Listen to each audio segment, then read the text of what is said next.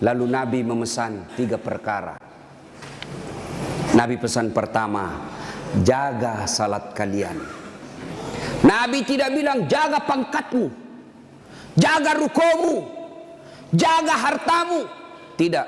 Nabi mengingatkan, solatmu, jaga solat kalian. Bapak-bapak polisi, kalau bapak mau baik pekerjaan, jangan tinggalkan solat. Kecil itu bos jadi kapolsek, kecil. Nah datik nih puangi, jadi kok. Siapa yang sangka Pak Idam Aziz jadi Kapolri? Siapa yang sangka? Tidak pernah orang membayangkan, tidak pernah didengar-dengar namanya. Tiba-tiba jadi, kalau Allah mau. Kecil buat Allah jadikan kalian Kapolres, kecil. Kecil kalian kalau mau jadi kasat narkoba. Ini semua senang kasat narkoba. Kenapa? Tempat basah.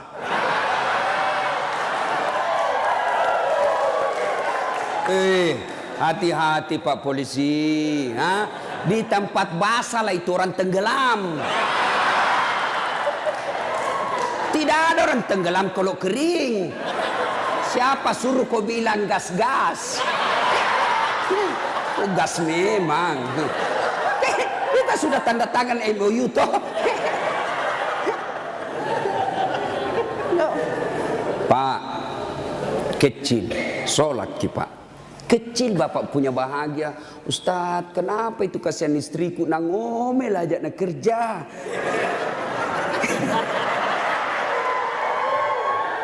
Ini juga ibu-ibu ini. Kalian istri-istri polisi, muliakan itu suami.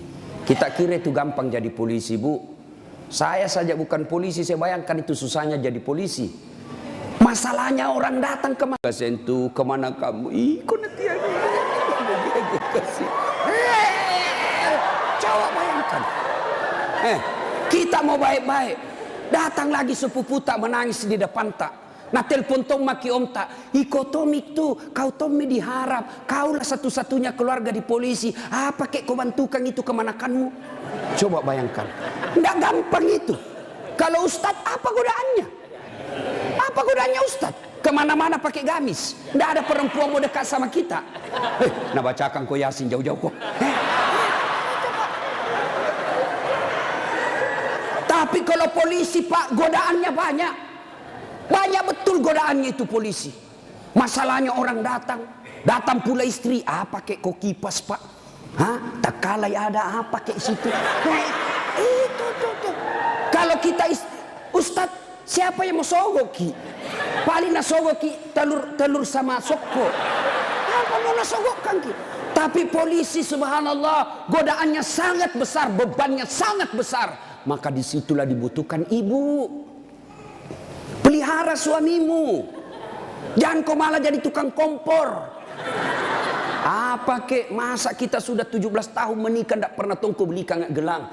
Itu saja baru polisi baru 3 tahun suaminya gelangnya kayak pelik sepeda. Betul dia baru 3 tahun tapi dia sudah jual sawah warisan. Jangan, Bu, sayangi itu suamimu kasihan. Jangan kau dorong dia masuk neraka. Ya. Coba kalau ibu-ibu tidak beristri polisi, ibu tidak jadi tidak jadi bayangkari. Karena ibu bayangkari, wah luar biasa mobil polisi dia pakai piarisan. Iya toh? Iya Bu.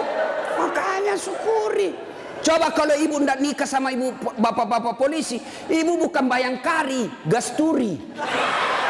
Garis Tua Republik Indonesia. Maka bersyukur ya. Pak, jaga sholat Pak. Saya kasih contoh ya, saya kasih contoh. Kan ada komandan tak toh? Ada Kapolres. Kira-kira kalau Kapolres panggil ajudan bagaimana hebatnya? Ajudan, itu ajudan biar lagi baring-baring di kursi makan cang goreng. Ajudan, siapa? Biar itu ada cang goreng. Perintah komandan. Iya toh? Iya. Iya. Mana ada ajudan berani dipanggil? Ajudan, tunggu dulu Pak. Bilang aku diinjak lehermu. Coba. Ayo. Begitu takutnya kita sama manusia. Padahal Kapolres paling lama 2 tahun. Mutasi lagi. Tapi begitu takutnya kita sama manusia. Tidak berani kita bilang tunggu. Lalu kenapa ketika azan berkomandan Allah memanggil kita, hayya 'alal falah. Pak polisi, sini kok, saya kasih kok kemenangan. Bapak tahu enggak itu artinya? Hayya 'alal falah. Itu artinya sini saya kasih kok kemenangan. Sini saya kasih kok kejayaan. Allah panggil kok, sini kok saya kasih jadi kapolsek kok. Sini kok saya kasih kok jadi kapolres, sini. Tapi apa jawaban kita? Tunggu, lagi meeting. Tuhannya suruh menunggu. Kapolres saja kau tidak berani kasih menunggu. Ini Tuhanmu kau suruh menunggu. Pantas 20 tahun kau jadi polisi, tidak bisa kau lepas dari kredit.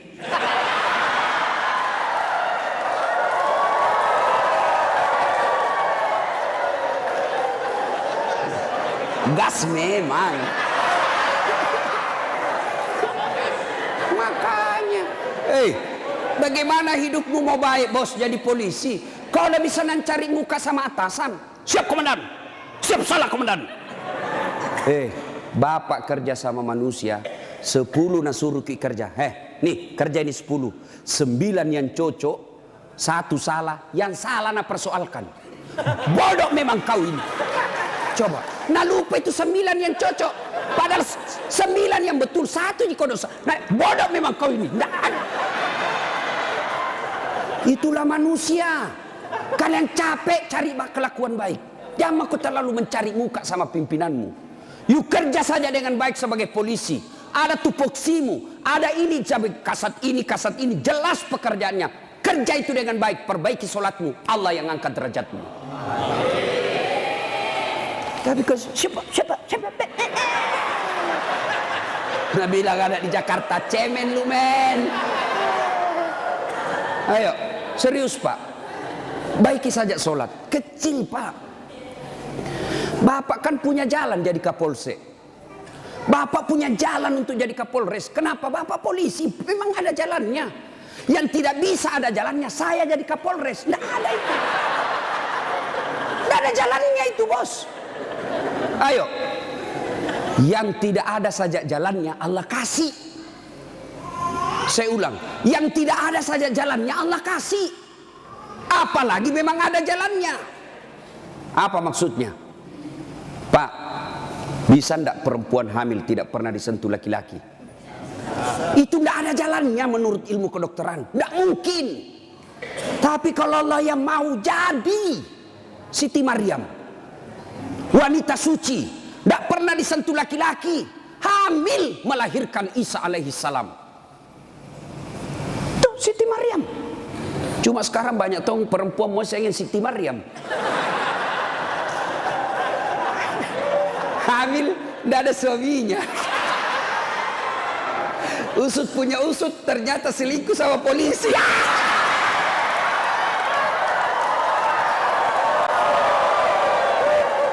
Gas memang. Kau bilang gas. Coba, makanya ku gas. Kasihan ini perempuan kau kasih begitu. Dia mau melapor ke polsek, temanmu itu datang pati melapor. Datang melapor malah dikasih takut-takut. Kau dapat pasal pencemaran nama baik ini paling. Ayo. Pak, Bapak mau baik, perbaiki saja sholat. Saya kasih lagi contoh. Saya akrab sama Kapolres. Saya datang di Sidrap. Pak Kapolres, adakah di Sidrap ini cari-cari telur? Mau pengantin? Siap Ustadz, gampang. Kapolres telepon ajudan. Ajudan, itu Ustadz Dasat ada di hotel. Kau jemput, pakai Alparnya Aji. Karena ada Alparnya tahu Pak Kapolres. Tapi punya teman. Nah, bawakan telur. Selesai masalahku soal telur. Kenapa? Saya akrab sama komandan. Sebaliknya ada orang dari Makassar, tidak pernah ketemu Kapolres, tidak pernah kenalan, tidak pernah didengar namanya. Assalamualaikum Kapolres. Saya ada di Sidrap ini. Saya cari-cari telur, pinjam dulu mobil tak Pak. Siapa nak telepon Kapolres? Kapolsek, tangkap itu. Hah? Tangkap dia. Tidak pernah kenal, penipu pasti itu, penipu, tangkap. Begitu juga Bapak, tidak pernah sholat, sholatnya hanya hari Jumat, itu pun paling terlambat datang, paling cepat pulang. Orang khutbah dia tidur. Pas bangun kamat dia bilang, aliran apa ini masih tidak ada khutbahnya. Bukan aliran apa, kau mati dulu. Ayo, tiba-tiba dimutasi. Tidak ada tempatnya yang bagus-bagus, stres. Jadi berdoa, ya Allah, capek mak ini jadi polisi Tuhan. Kenapa hidupku tambah susah Tuhan? Nah bilang Tuhan, malaikat, karena dia sudah capek jadi ke polisi, sekali cabut nyawanya. Makanya Pak, yuk perbaiki sholat Pak. Apa alasanmu tidak mau sholat? Bilang kok apa? Bilangnya apa alasanmu? Si geaki. Apa? Hah? Tidak ada kecuali malas. Dalam Islam ada boleh beberapa orang boleh tidak dosa ketika dia sholat. Satu, belum balik. Kalau ada bapak-bapak polisi di sini merasa belum pernah mimpi basah, belum pakai balik itu. Atau ibu-ibu poluan tidak pernah haid, kau masih balita itu. Ya. Yang kedua, siapa boleh tidak sholat? Hilang ingatan alias gila. Kenapa tidak sholat? Saya gila Pak. Yang penting Bapak yakin gila, boleh tidak sholat. Tapi tidak mungkin Bapak jadi polisi kalau Bapak gila. Yang ketiga, boleh tidak sholat dalam tekanan. Zaman Belanda diancam kepala tak. Jangan kau sholat. Kalau kau sholat saya kasih pecah kepalamu. Boleh tidak sholat orang begitu. Lain itu apa Pak? Bapak nganangani unjuk rasa. Boleh Bapak sip-sipan sholat. Tidak bisa tinggalkan tempat. Sholat khauf namanya. Sholat dalam keadaan perang. Bagaimana caranya? Bapak berenam, polisi bertugas. Maka bagi tiga lapis, tiga rakaat, tiga saf. Saf pertama 2 orang, saf kedua 3 orang atau 4 orang. Maka saf pertama diselesaikan dulu sholatnya 1 rakaat. Yang di belakang jaga senjata. Begini dia. Selesai ini yang saf pertama 1 rakaat, maka saf kedua lagi yang selesaikan sholatnya, saf pertama lagi yang jaga senjata. Boleh Pak. Tidak bisa ditinggalkan tempat Ustaz. Kita tayamum darurat. Boleh Bapak. Kalau pergi ambil air 1 kilo. Bahaya ini keadaan. Bapak tayamum di situ. Tidak usah buka sepatu. Boleh. Bagaimana caranya? Letakkan telapak tangan di pasir. Sudah itu tepuk. Karena kalau kau tidak tepuk ada pasir, kau gosok matamu. Tidak jadi kesembahyang.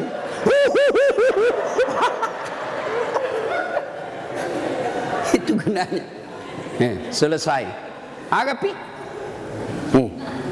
Tidak ada alasan. Maka Bapak sholat.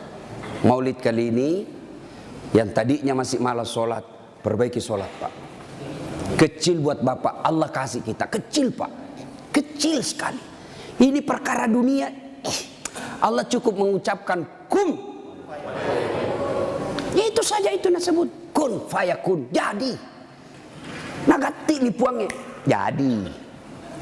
Coba. Maka Bapak Ibu Bapak ini perbaiki saja sholat. Bapak-bapak punya anak, tidak perlu di sekolah jauh-jauh ke luar negeri. Kontrol saja sholatnya. Baik sholatnya, insya Allah anakmu akan bahagia. Ya? 1. 2. Kata Nabi, jaga perempuan di antara kalian. Nabi lagi tidak bilang jaga tetanggamu. Ini bapak-bapak juga banyak kalau sama tetangganya sopan. Assalamualaikum Ibu.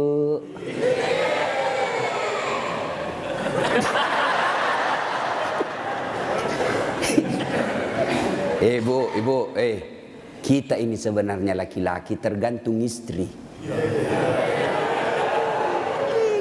Kalau istri kita baik, sopan bicara, tidak mungkinlah kita macam-macam. Datang mama tak kuhormati, datang saudara tak kumuliakan, pasti kita berpikir, baik sekali istriku ini. Belum tentu saya dapat perempuan lebih baik dari ini. Ya sudahlah, saya sabar saja menghadapi ini. Tapi kau suka kau ngomel, malas, datang mertuamu tidak pernah enak mukamu. Baru 1 jam duduk kau bilang kapan pulang mak. Datang mertua laki-lakimu langsung kau bilang kasih mbokmu. Datang lagi bapakmu bawa beras 50 kilo, pulang nanti 1 juta. Ada begitu istri tak pak? Itu yang membuat hidup tak sial. Betul pak. Kalau ada istri bapak yang tidak tahu menghormati orang tua tak, itu yang membuat hidupmu sial. Maka nasihati itu istri baik-baik. Ini juga ibu-ibu, hargai itu suami. Ya, untung ibu punya suami, punya anaknya orang. Coba terima beres. Hei, serius kah ini? Datang itu mertua kita hormati, muliakan. Coba, ada kadang-kala ibu-ibu curhat sama saya, Ustaz, kenapa itu suamiku lebih sayang, kasihan satu rumah kak sama mertuaku, mertua perempuanku. Kenapa ini kasihani suamiku, sayangnya sama mamanya saya tidak. Saya bilang, sadar kok ibu, mamanya orang itu, bukan selingkuhannya, bukan istri kedua. Kalau istri kedua boleh kau bilang begitu, bersaing kok. Tapi ini mamanya, dari rahimnya itu, keluar dari perutnya, dia yang didik dia yang kasih jadi polisi, dia yang biaya, kau terima beres. Sadar, mestinya kalau begitu suamimu, kau bersyukur. Ya Allah, baik betul ini suamiku. Mudah-mudahan nanti anakku seperti suamiku, tetap sayang sama saya meskipun saya sudah tua. Dengar itu.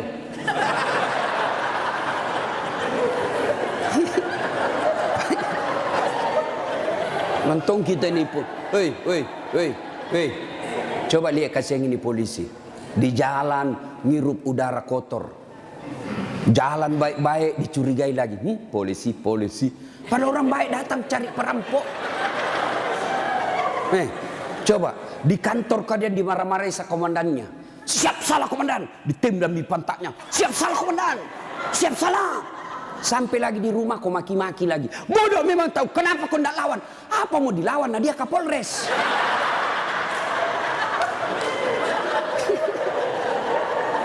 Iya toh. Ini kasih muka-muka susah semua ini kasih ini polisi. Coba lihat. Enak tong itu kalau pulang suamimu kau sayang-sayangi.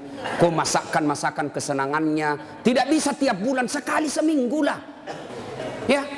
Paling tidak ketika kau terima gajinya, kau telepon itu suamimu. Pak, jangkik makan di luar. Hari ini saya masak kesenangan tak untuk kita pak. Tanam maki, spesial hari ini. Salam sayang selalu dari istrimu di rumah.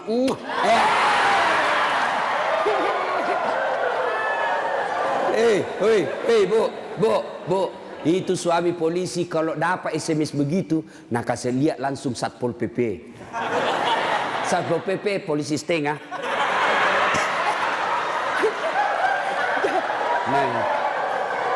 Ada di sini.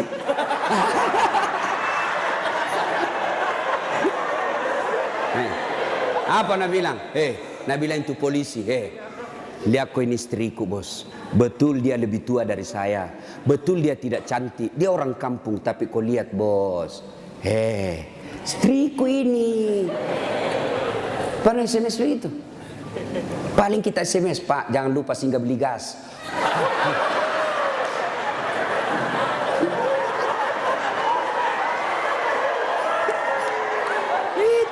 Itulah susahnya jadi suami. Tapi bapak juga kalau disuruh singgah beli gas, jangan sok-sok gengsi. Jangan gengsi. Kan biasa kita laki-laki, saya polisi, saya ajun komisaris, saya ini pangkat tinggi, masa beli gas? Kenapa nih? Ayo, Pak, kecil itu. Coba, untung bukan kita yang hamil. Mau kita tukar? Kita yang hamil, istri tak beli kompor gas. Mau kita tukar kira-kira itu.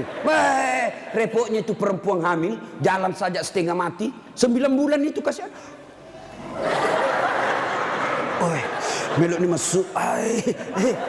Coba itu perempuan kalau hamil, duduk aja setengah mati, harus pakai standar samping. Lama itu, mapangujud tuh kasih kalau melek tudang. Coba kalau bapak, langsung saja begini, selesai. Maka ketika yang begitu, bapak ikhlas saja, itulah pengabdian kita kepada istri. Ya, tenang. Itu Nabi Pak 11 istrinya. Tapi tidak pernah ada istrinya mengatakan menyesal saya nikah sama kaum Muhammad. Bapak satu menderita lahir batin. Itu Nabi Pak, Nabi kalau minum sama istrinya, dia kasih begini, minum, kasih lagi istrinya, satu teguk, kasih lagi istrinya. Begitu romantisnya Nabi. Dan hebatnya itu, kalau Aisyah minum di sini bibirnya, itu cari Nabi. Coba Pak Kasat begitu. Minum bekas bibirnya istri. Bau mulutmu.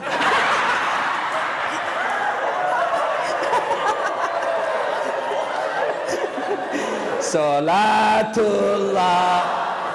Salamullah ala toha Rasulillah. Salatullah Salamullah ala Yasin. Satu, jaga sholatmu. Dua, jaga perempuan di antara kalian. Maka bapak-bapak polisi jaga istri. Itu kewajiban bapak. Kewajiban bapak. Biar bapak hitam jidat gara sholat, Senin Kamis puasa, tahajud tiap hari, tadarus tiap maghrib. Tapi istri tidak pakai jilbab, istri tidak sholat, istri tidak puasa Ramadan. Maka bapak dulu yang masuk neraka. Ku ampusakum wa akhlikum nar. Itu makanya bapak didik istri. Bagaimana cara didik istri? Karena kita tidak punya waktu yang banyak. Lebih banyak di jalan, kasihan. Bagaimana cara didik istri? Arahkan dia pergi majelis. Itu ada pengajian dek, kau pergi di sana. Bagaimana lagi caranya? Paling gampang, bapak tidur peluk-peluk dia. Baru putarkan ceramahnya Dasat Latif. Judulnya apa? Kewajiban istri kepada suami. Sayang ke nonton kita. Langsung enak bapak, karena kalau bapak nasihati istri tidak masuk di akalnya. Tidak masuk, iya kan? Karena bapak lebih sering tipu istri daripada. Bagaimana dia percaya? Kita juga ibu, bagaimana tidak ditipu ki? Karena suka ki marah-marah. Jujur ki, marah kok ya lebih baik dibohongi kau supaya senang perasaanmu. Kenapa kau bohong? Selama ini kau bohong. Ku sayang kau, tidak mau kau luka perasaan. Maka ku bohongi kau. Sekarang kau tahu ya itu takdir burukmu.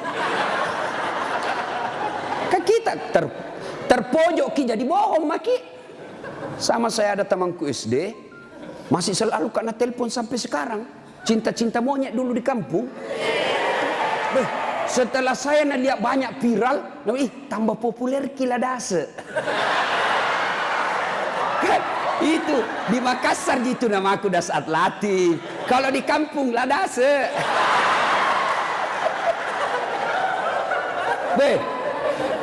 Dia selalu lah telepon saya. Nggak enak kan? Nah tahu istriku, perasaannya istri saya hormati sekali istri saya. Saya terima. Nggak enak.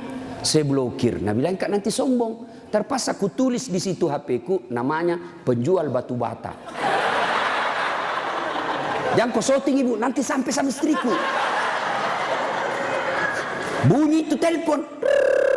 Nah lihat istriku, Ustaz, ada panggilan tak? Dari siapa sayang?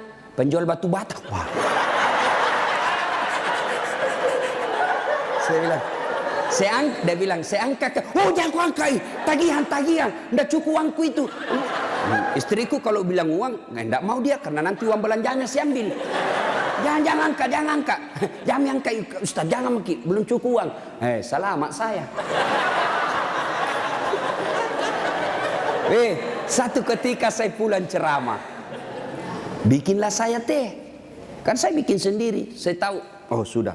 Saya minum, kenapa nak asin ini? Barat salah kasih kah ini? Saya pergi lihat toples, tulisannya gula. Isinya, garam. Saya tanya istriku, sayang, kenapa ini tulis ki gula na isina garam? Nabi bilang, hepon tak juga, lain kita tulis lagi sini.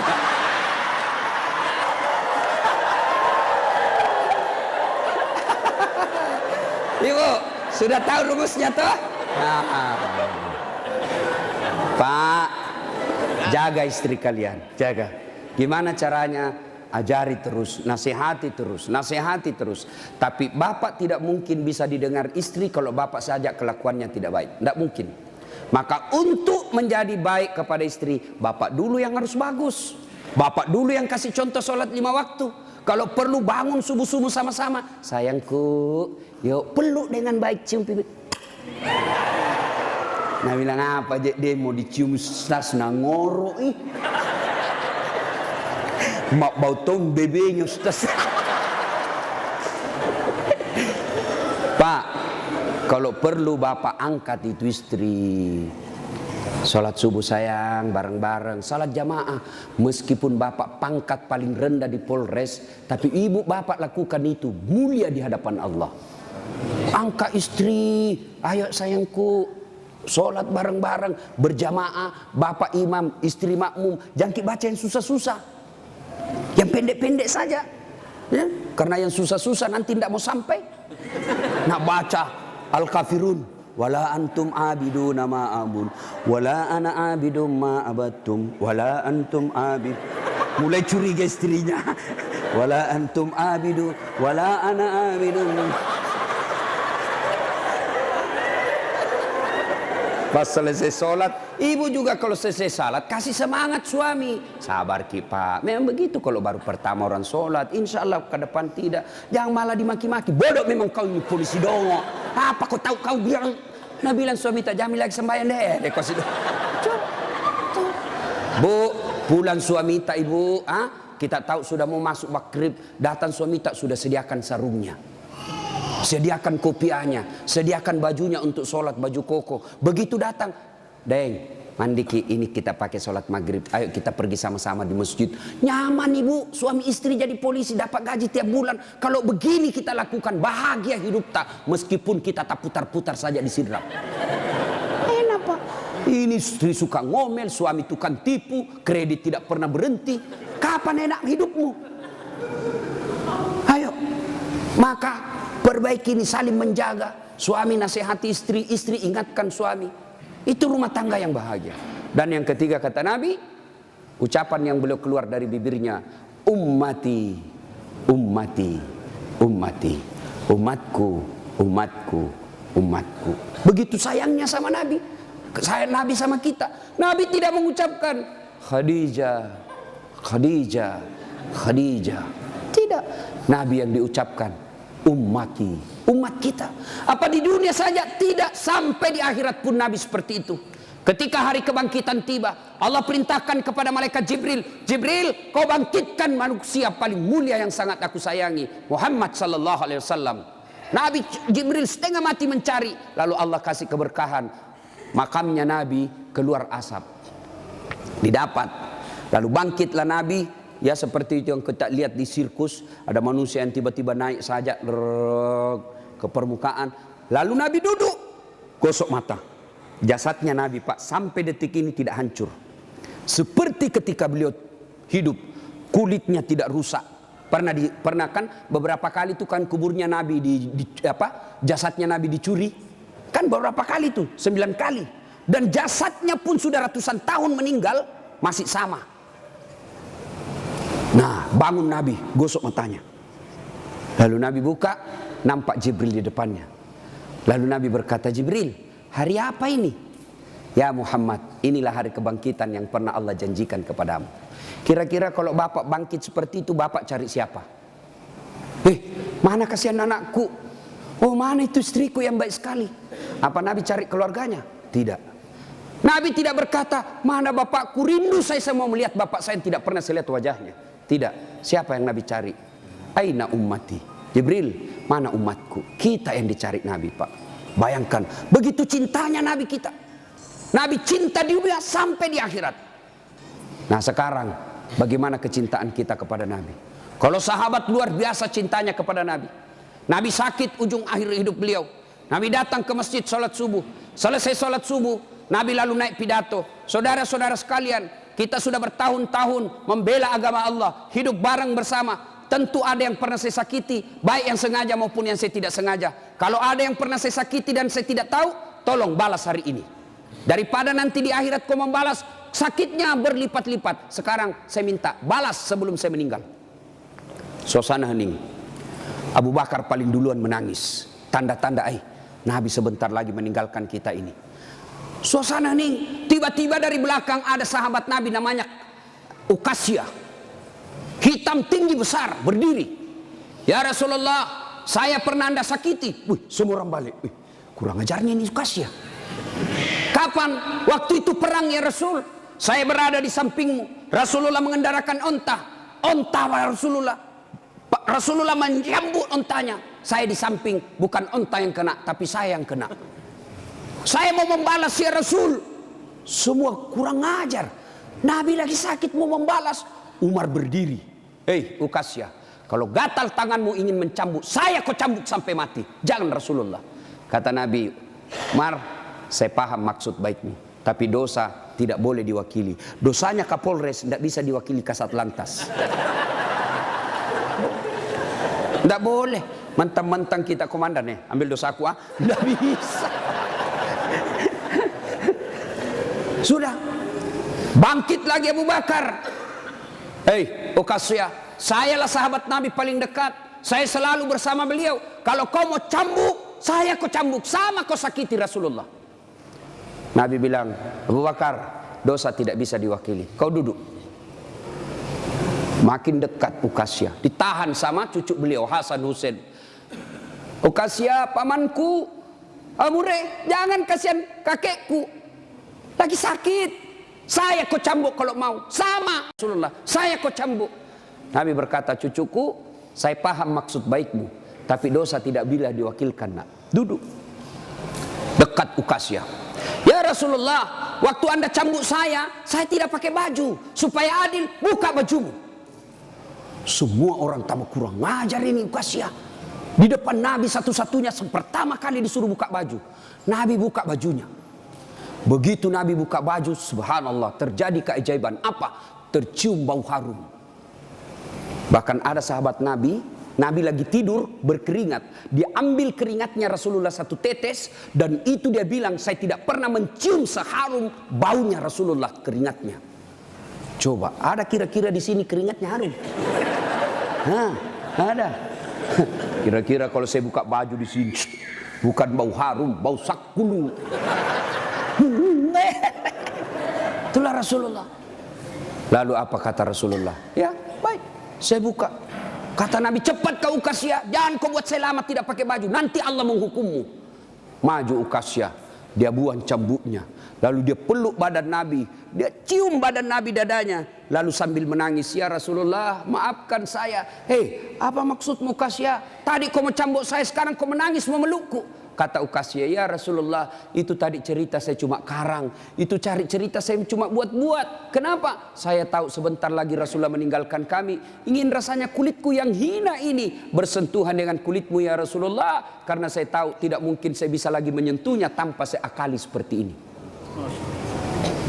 Ya Rasulullah, mau sekali nih kulitku yang hina menyentuh kulitmu yang mulia. Pun kalau saya nanti masuk surga belum tentu sama kita punya kelas. Saya ingin menyentuhmu ya Rasulullah. Saya ingin merapatkan badanku dengan kulitmu yang mulia ini ya Rasulullah.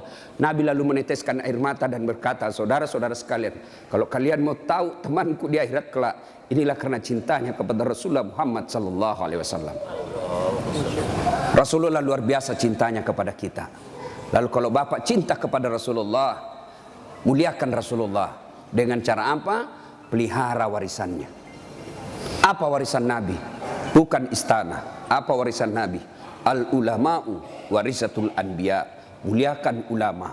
Bapak-bapak polisi, gunakan kekuasaanmu untuk melindungi pewaris para nabi, bukan pewaris pejabat. Lindungi pewaris para nabi supaya kalian nanti di akhirat ada yang bernyamamu, melindungimu ketika pada saat itu tidak ada lagi perlindungan. Rasulullah pewarisnya bukan gubernur, Rasulullah pewarisnya bukan presiden, Rasulullah pewarisnya bukan Kapolri, tapi pewarisnya Nabi adalah ulama. Muliakan ulama karena sama saja kalian memuliakan Rasulullah. Tidak usah kau muliakan Dasat Latif, tidak usah kau muliakan kiainya, tapi muliakan ilmu yang beria. Kalian tahu halal haram bukan dari Kapolres. Kalian tahu halal haram, rukun-rukun iman, rukun-rukun haji bukan dari Kapolri, bukan dari sekda, bukan dari bupati, tapi kalian mengetahuinya dari ilmu-ilmu para ulama. Ini saja tausiah kita, mudah-mudahan ada manfaat. Saya ingin berlama-lama, tapi saya harus ada di Makassar pukul 11 karena saya harus perjalanan lanjut ke Kolaka. Terima kasih Pak Kapolres. Saya doakan Bapak beserta istri sehat walafiat, diberikan kemampuan dan kesanggupan untuk menjaga wilayah hukum Sidrap dan sekitarnya. Bapak-bapak polisi, saya berdoa semoga Bapak sekalian selalu dititipkan iman dalam hati, sehingga Bapak betul-betul menjadi pengayom, pelindung, dan pelayan masyarakat. Insya Allah, luar biasa pekerjaan Bapak. Kalau Bapak melaksanakannya dengan baik, Bapak ini bertugas sebagai Umar bin Khattab, menegakkan hukum. Luar biasa. Kalau saya paling hanya bisa menganjurkan di mimbar, tapi kalau Bapak polisi mampu mengamalkan langsung. Saya jangan minum khamar, jangan narkoba. Nah, dengar anak muda, tapi kalau Bapak bilang jangan narkoba, langsung ditangkap, masuk penjara. Bapak lebih hebat dalam dakwah daripada ustadz. Kalau ustadz di mimbar teriak-teriak, jangan minum khamar. Kita lihat peminum khamar, paling dibilang, dede, mabuk sirona muda. Tapi kalau Bapak polisi dapat langsung bisa disegit, borgol, bawa ke penjara. Nah, ibu bapak, saudara-saudara sekalian, mudah-mudahan ada manfaat. Lebih dan kurangnya mohon dimaafkan. Sebelum kita akhiri, mari kita berdoa kepada Allah Subhanahu wa taala.